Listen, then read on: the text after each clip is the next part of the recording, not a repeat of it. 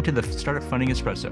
I'm Hall T. Martin, where we talk about how to raise funding and invest in startups and the time it takes to drink an espresso. If you have a question about startup funding or investing, please go to the website, startupfundingespresso.com, and type in your question into the chat bot in the lower right corner to receive an answer. I hope you enjoy this episode.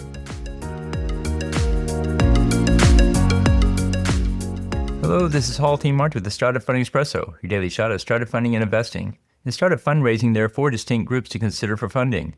The list includes venture capital, angel investors, angel groups, and family offices. Here's the comparison of each source. Venture capital. VCs have their diligence process and will take some time to complete it. They write $150K to $500K checks on the first round, and they are very sensitive to valuation. They often require board seats, and they provide the most support of any investor type. Angel investors. They can make decisions quickly. They write $25 to $50K checks. They tend not to be swayed by valuation as much as other investors. They rarely require board seats, and they provide the least support. Angel groups. They have a process that will take some time to complete. They write $100K to $500K checks for a typical deal. They can be sensitive to valuation. They sometimes require board seats, and they provide some support. And family offices. They can act like angels and move quickly, or they may have a more detailed process.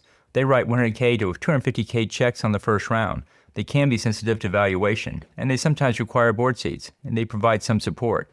Consider these factors for your fundraise in selecting your target investor. Thank you for joining us for the Startup Funding Espresso, where we help startups and investors connect for funding. Let's go start us today. Hall T. Martin is the director of Investor Connect, which is a 501c3 nonprofit dedicated to the education of investors for early stage funding.